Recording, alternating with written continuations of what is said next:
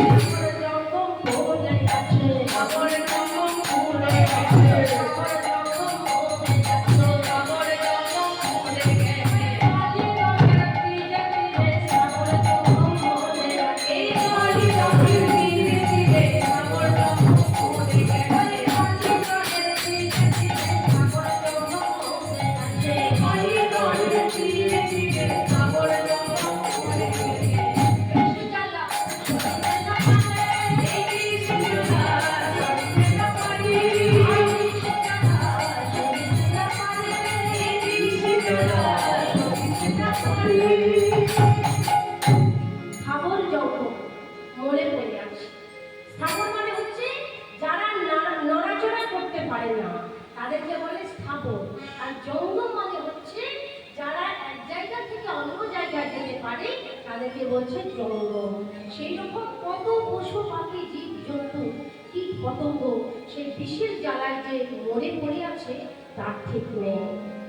আর ঠিক সেই ওই কালীগঙ্গের তীরের থেকে একটু দূরেই ভগবান সখাদের সঙ্গে খেলা শুরু করেছে।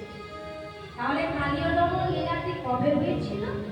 এই যে পূর্ণিমা গেল ঝুলন পূর্ণিমা, সেই ঝুলন পূর্ণিমার দিন ভগবান কালীয় দমন লীলা করেছে। তাহলে আজকে ভগবানের জন্মাষ্টমী নিয়েও কথা হয়ে গেল আর ঝুলন পূর্ণিমার কালীয় দমন হয়েছিল, তাহলে দুটো মিলিয়ে আমাদের লীলা আজকে আস্বাদন হচ্ছে। তাহলে সেই কালীয় দমন লীলাটি হয়েছিল ঝুলন পূর্ণিমার দিন, আর সেদিন ছিল বলরামের জন্মদিন। তাই বলরামের জন্মদিন বলে বলরামের মা রোহিণী দেবী সখাদেরকে ডেকে বললে, ওরে শোন সখা, তোরা আজকে গোষ্ঠে যাবি, আজকে আমার বলরাম গোষ্ঠে যাবে না। কেন জানিস? আজকে আমার বলাইয়ের জন্মদিন তো, তাই ও আজকে ঘরেই থাকবে। তোরা সবাই গোষ্ঠে যা, আজকে আমার বলাই ঘরে দুলবুল দুলবুল করবে তো আমার ভালো লাগবে, তাই আমার বলরাম আজকে গোষ্ঠে যাবে। এবার ভগবান চিন্তা করলেন ভালোই হলো, হ্যাঁ, আজকে যদি আমার বলাই দাদা গোষ্ঠে না যায় তাহলে আজকেই আমি কালীয়কে দমন করব। কারণ বলাই দাদা যদি আমার সঙ্গে যায় তাই আজকেই সুযোগ আমি কালিয়োগে দমন করি। তাই সেই ভগবান সখাদের সঙ্গে নিয়ে কালীদহের থেকে একটু দূরে খেলা শুরু করেছে। সকলে মিলে খেলা শুরু করেছে। কেমন ভাবে?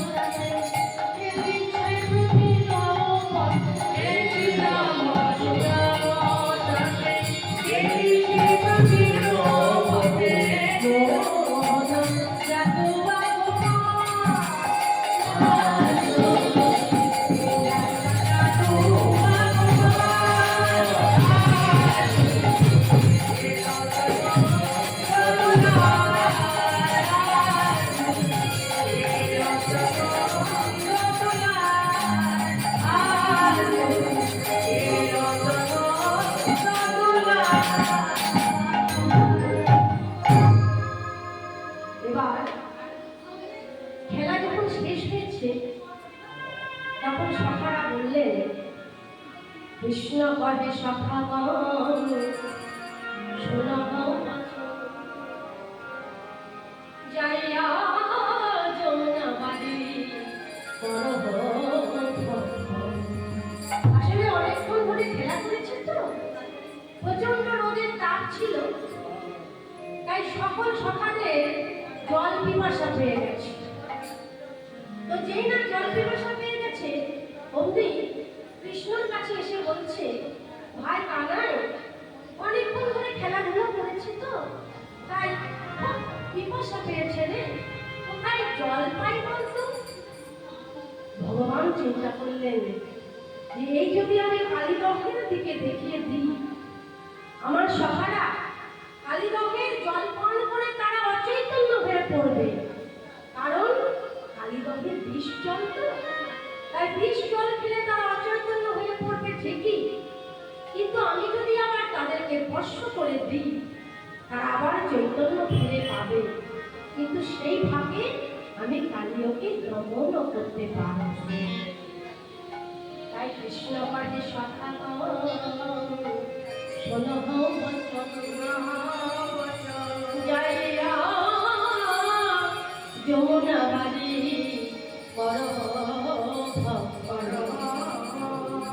কথা শুনিয়া তবে শ্যামবী নদিয়া কালীয় দমন লাগি চিন্তন করিয়া। তাই কালীদহের বিষ জল পান করে সবে ঝটপট করে তারা লুটাইল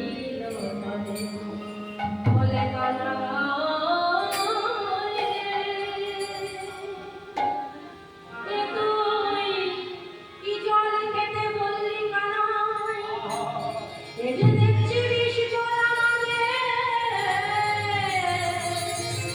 Yeah.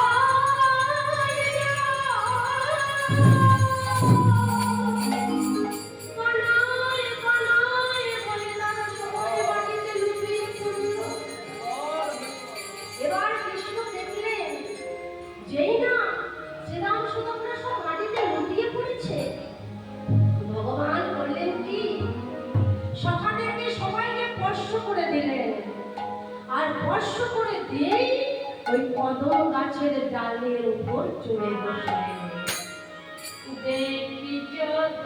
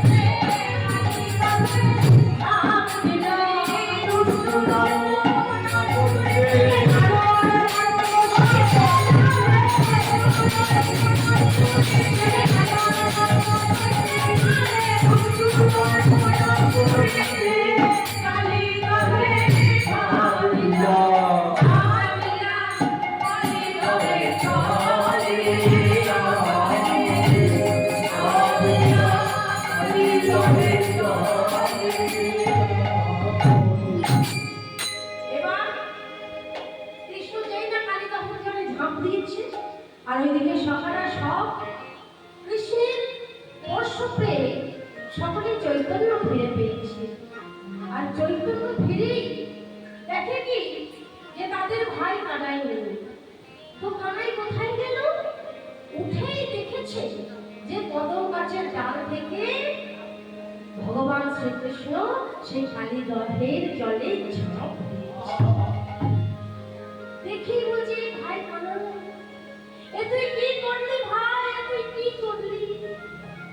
তুই কালী দহের জলে ঝাঁপ দিলি, এ তুই কি করলি? ওরে মাঝি মাঝি, তোকে আমাদের সঙ্গে পাঠিয়েছিল কানাই। আজকে বলরামের জন্মদিন তো, তাই বলরাম গোষ্ঠী আসেনি।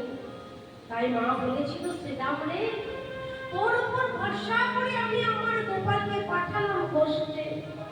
দেখিস যেন আমার গোপালের কোনো কষ্ট না হয়। আর কানাই, এ তুই কি করলি? তুই ওই কালী দহের জলে ঝাঁপ দিলি।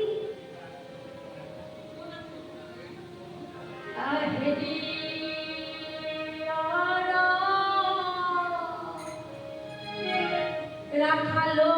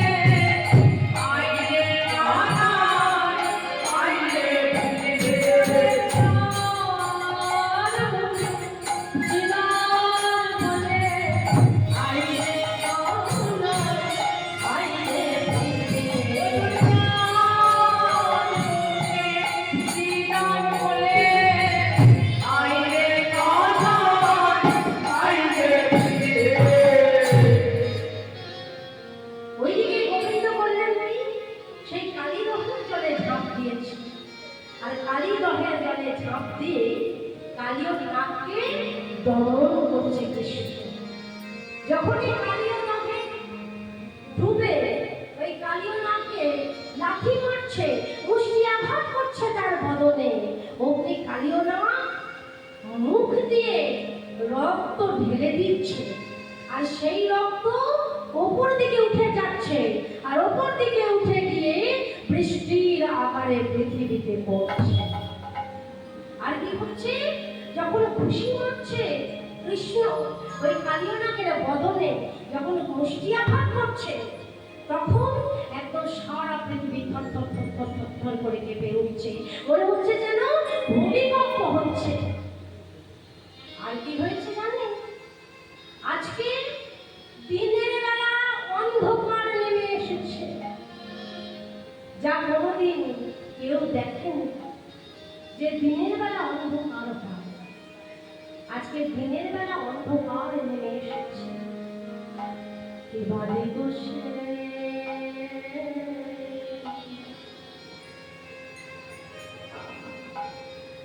Oh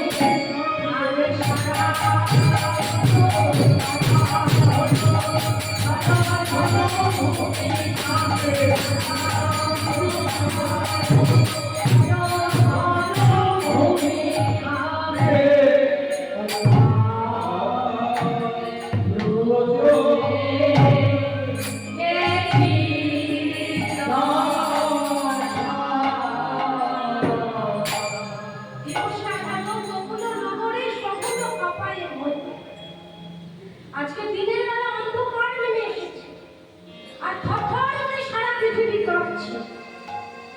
আর কি হয়েছে? রক্তের বৃষ্টি পড়ছে, যা কোনোদিন বৃন্দাবনের মানুষ চোখে দেখে না, আজকে তাই দেখছে। আজকে রক্তের বৃষ্টি পড়ছে। আর নয়নে মেঘের দিন ভরেছে, নয়নে মেঘের দিন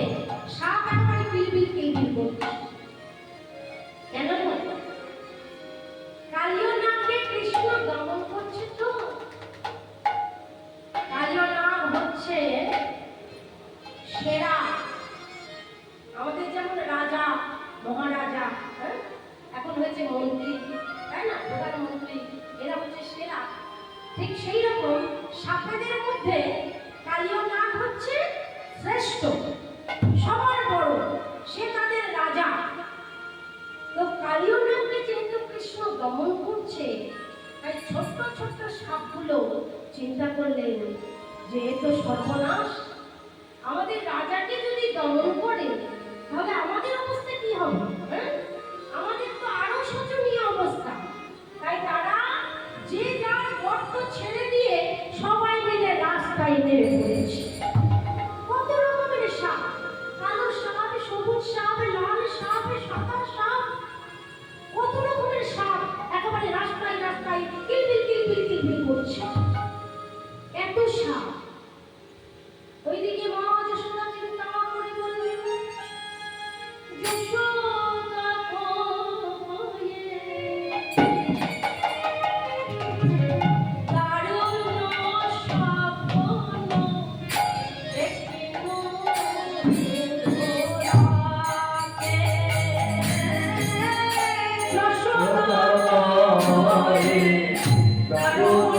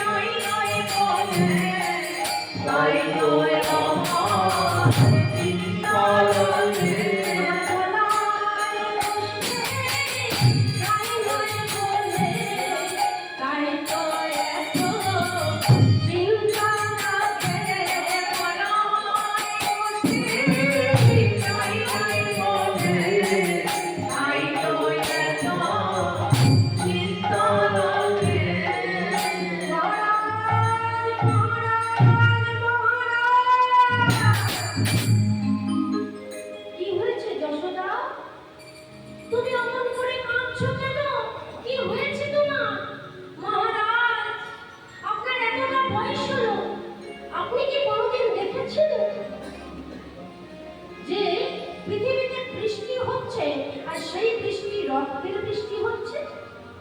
দেখেছেন